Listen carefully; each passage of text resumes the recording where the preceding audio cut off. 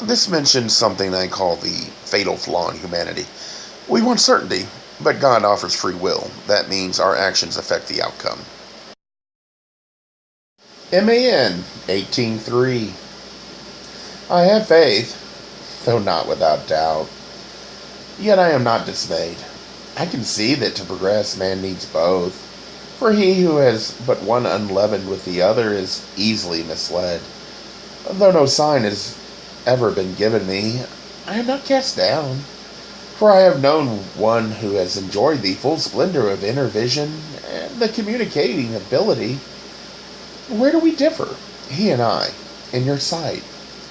I search my heart truly and can find no great wrong done to others.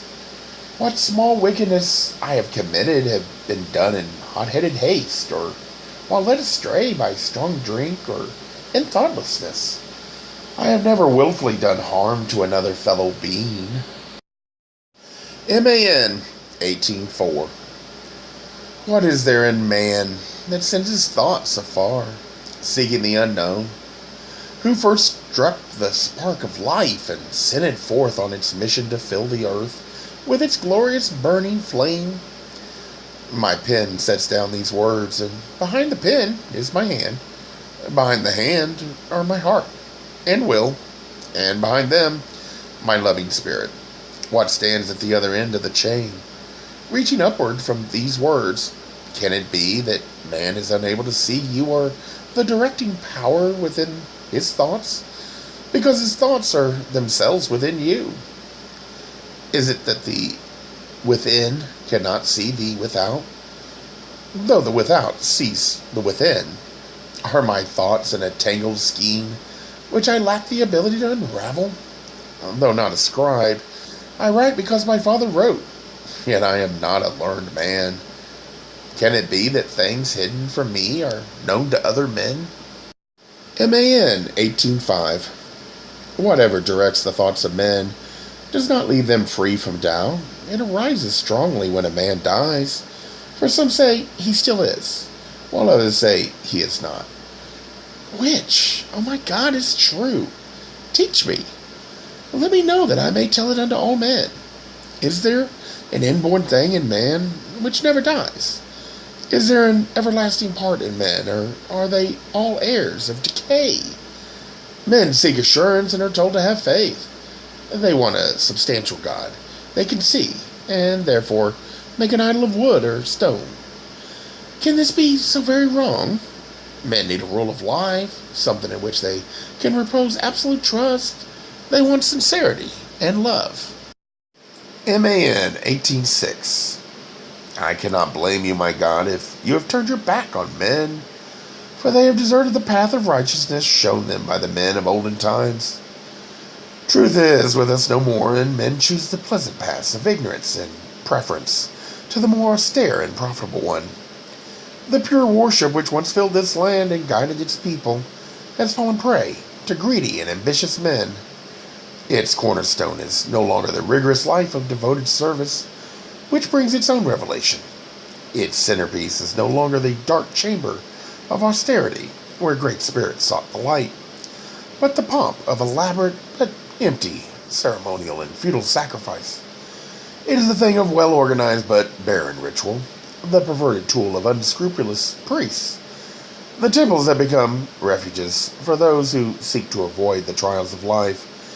How can such as they ever be true servants of my God? Where, except from among them, can he find servants? I see, I understand. But my God, it is hard for one who suffers such as I to face the truth without bitterness. Am I, who did not ask to enter this place of sorrows, to suffer for the wrongdoing and ignorance of others? Is there no dividing line between those who remain loyal and those who have deserted you? Perhaps this too I understand, for are we not taught that all brothers and men stand and fall with their kindred? MAN 18:7. I do not erase the words I have inscribed with heavy heart and a spirit overburdened with grief and perplexity. For through the enveloping mists of sorrow I perceive a light dimly. This is my message to those who follow and who may be tossed on the turbulent waters of despondency and despair. My pitiful contribution to the great total of inherited wisdom. If you seek God and find him not, then the blame lies with men and not with God. For the spirit of man has begotten something which has stepped between to stop the ears of the everlasting inner man. He is blinded by the thick mummy wrappings of muttered ritual and vain ceremonial, misled by ignorant and hypocritical priests. Yet God is still merciful, for knowing those destined for darkness and terror in the life to come, he showers success and good fortune upon them here. Knowing those destined for life as glorious ones, he further refines and tests them with sorrow and affliction, that their glory may be greater. I know, for in declaring my trust by setting forth these things, my heart has suddenly been filled with an indescribable light of spiritual illumination. And now I know greater things beyond any hint of a doubt. I, too, am awakened. Humanity has an expiration date. We want to know there is something more. So in desperation, we seek a glimpse. We will give up free will to anyone that offers a promise they know what to expect. Faith and doubt go hand in hand. For humanity to move forward, we need both. We want neither, so we abandon God's path because it will never offer what we want. But God's path is what we need, until we see the value in free will, until no one can entice us to give it away. For promise, we will be locked into this cycle. Individuals will move on, but Earth and societies will rise and fall. Some do, but sadly we all rise or fall together. One person cannot force others. That abandons free will. You must convince, and that is near impossible. We do have a collective way of thinking in a democracy or republic. Society only needs to keep 51% convinced of the right path. It would be wise to aim for higher, even if you must compromise, to keep society united. Being too rigid, ignoring the diversity in thought and demanding conformity will start us down the wrong path. It is true the road to hell was paved with good intentions.